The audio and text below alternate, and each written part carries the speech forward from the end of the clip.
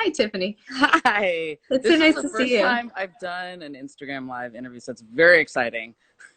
I love it. I feel like it's the first time for many people. So You I'm know, happy to be, I feel like I need like stock in it's Instagram. fun Why because am I putting all these people on? But well, it's interesting because it's accelerating using technology in all these beautiful ways. I've been doing a Zoom challah baking class every Friday with people from all over the world, which is so crazy and so much fun and never would have happened if we weren't in this crazy situation. So there's silver linings everywhere. We just have to find them. so much to talk to you about. First of all, thank you for, well, I hope everybody heard that you're the author of 24/6, The Power of Unplugging One Day a Week. And it's about your, why don't you give a one sentencer about it and then we'll move on. Um, okay, let's see. Or I can. I'm Jewish. I'm Jewish, but I am not a religious Jew. I should just like that's the headline. I don't do this for religious purposes, but I do it for soulful rebalancing purposes. My family and I, for a decade, we turn off all screens from Friday night to Saturday night for what we call our technology Shabbats. It's the best thing I've ever done. Our daughters are almost 17, almost 11, and we're very into tech. We're not anti-tech, but it's simply the best thing we've ever done.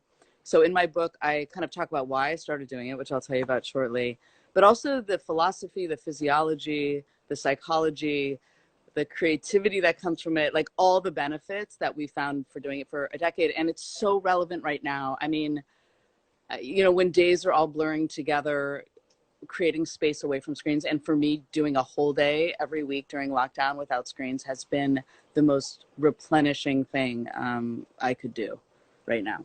I feel like I've never been more dependent on screens than I am now.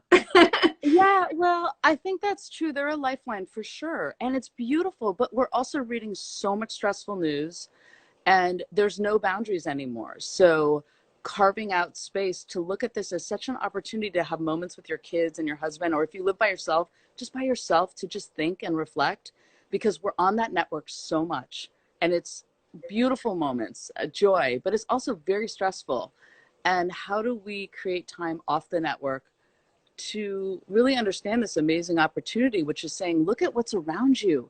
Like, I feel like in many ways, this whole thing, the reason I started doing Tech Shabbats was that I lost my father and my daughter was born within days. And it was one of those very intense moments where I felt like life was grabbing me by the shoulders and saying, focus on what's important. Because I felt distracted all the time, which I know people can relate to from the screens. And this was 11 years ago.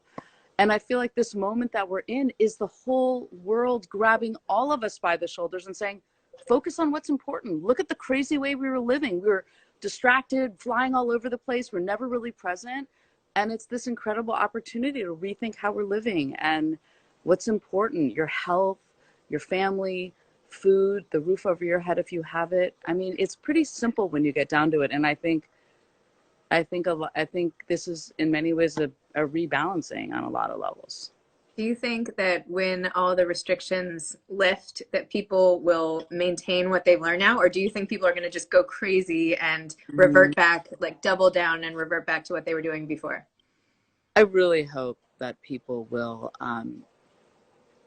really take this moment to rethink how they were living and how we're treating the planet. And ordering a pen from Amazon, is it really worth having a pen sent across the country to get to you? No, I really think it's gonna, I hope. If you look at the history of pandemics, which I've been looking at, I watched a great documentary about the Spanish flu, and it did really change a lot of things, organizational structures, government. I just watched Chernobyl, which was amazing, and they say that kind of brought down communism on some level. So I think I hope for change. I'm making a movie right now. I'm a filmmaker. This is my first book, but I run a film studio in San Francisco, and I'm doing a call for entries right now where I'm asking people just on their phones like this, but held horizontally, not vertically for Instagram, because it films better. We're asking people to answer three questions. One is, what are they scared about right now? And I love your honesty, Zibby, by the way, of all your posts on what you're truly scared about, because it's scary. My brother's a doctor, and my sister-in-law is a doctor. I'm scared for them right now. Too. Secondly, what's the best thing that can come from this? And let's all dream. What's the best thing? We're all interconnected humans. How amazing is that? Like, let's remember we're all connected. And then the third question we're asking is, what are random acts of kindness because there's been so many. I mean, every night, my little town, I live in Mill Valley, California, we're all howling at 8 p.m. like coyotes in honor of the healthcare workers. And it's so great. It is such a sense of community. And then we're asking people to read this poem called Lockdown by this Irish priest. I don't know if you've read it, but it's really powerful. I So saw it on your website. yeah. So anyone that wants to contribute and share your thoughts, we just got a video from China where people answered those questions. It's very powerful.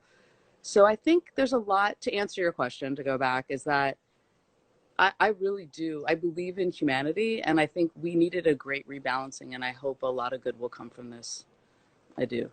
I don't know, this morning I was trying to get some stuff done. So I had my son is like doing homeschool. And one of the things was that they had to listen to somebody read a book to them, like on YouTube. Yeah. And so he listened to that one. And I was like, oh, this is an option. Like I can just give him my iPad and have other people read him books for like an hour while I do my work. This is not bad. So I don't know. It's not all that. Well, I'm like, if you have a preschooler, yeah. Yeah, no, I feel for people with young kids. Right? It's a lot. But yes, people can read. I know a whole bunch of authors here are reading books to kids. And, you know, they say it takes a village, and it's good for your kids to have other adult voices. So take advantage of that right now. Right? I know. I mean, I'll try to limit mine, but I don't know about limiting my kids' screens, but I will try. I feel like you motivate me. And also just remembering, like, what it means to slow down. I feel like that's one of the greatest messages in your book too, is just like, this is life when you're not basically on speed. This is life when you're just like at peace, and this is how you live and all the rest of it. So, and that's what we need now. Well, you know, it's interesting what you were saying about your kids, because of course a lot of my very more strict rules during the week have gone to the wayside as I'm trying to manage their homeschooling. And but we have done like a family reading hour. Highly recommend. Again, parenting is modeling behavior. I mean, you read and share your incredible thoughts that's what you do. So to have everyone read together and say, this is family reading hour, and whatever, it could be a graphic novel for your younger kids and you're reading a book. But and we actually read a lot on our tech Shabbats as a family. And I don't know about you. I mean, I'm actually kind of curious. I mean, I read in such a more focused way when there's no screens around me. So I save books that I want to read deeply for my tech Shabbats, because when there's a phone next to me, inevitably there's a line from the book that makes me think, oh, that person, or oh, I want to look that up, and then I'm off the book. Do you put your phone away completely when you read, or no? At night, when I have my only like uninterrupted reading time, I plug in my phone for the night, put it down, and then I pick up a book. And then I really try not to be distracted. But during the day, I mean, it is hard. And also, especially for, not to keep coming back to the kids, but so many of their books that they need for school right now, I didn't have. So I've been downloading a lot of books. So our iPad has become like the book hub for the family. So you know, we are on a device, but I feel like it's okay. It's like cheating. You know? This is, I mean, right now, I think we're living in a different way. But I have to say, I mean, the thing about, it feels like time is blurring together so much. So again, this concept of Shabbat I find so brilliant. It's just like makes the day different from all other days. And when you have days that you're like, wait, what day is it? I mean, where am I? That's what I feel a lot of days right now. So it creates this clear boundary. Oh, this is Friday, and now we're going to not work, and we're going to just play and be together, and there's nobody else who's going to come into our world, into our home for a day. Even though we have been going on Zoom on Friday nights before we shut down with our family, which has been really nice. But it's a good thing to just remember what it feels like to just be present with the people right in front of you. I love that. Well, Tiffany, thank you so much. And again, Tiffany's book, 24/6, and go to her link in bio. I'm going to try this Zoom holla. I am, maybe not this week, but you're going to see me there. We're going to do it. I would love that. Today, we're going to make some cake. It's my podcast's second birthday today. So we're all going to make a cake. That's our big activity. Well, why not? I'm so grateful that you're in the world. You really created this incredible space to share books with people and your thoughts, which is so valuable. So thank you for everything you do, Zibby. You're so sweet. Thank you, Tiffany. You too. Thank you. Okay, talk to you later. Have a good day. Bye-bye. Bye. Okay, bye.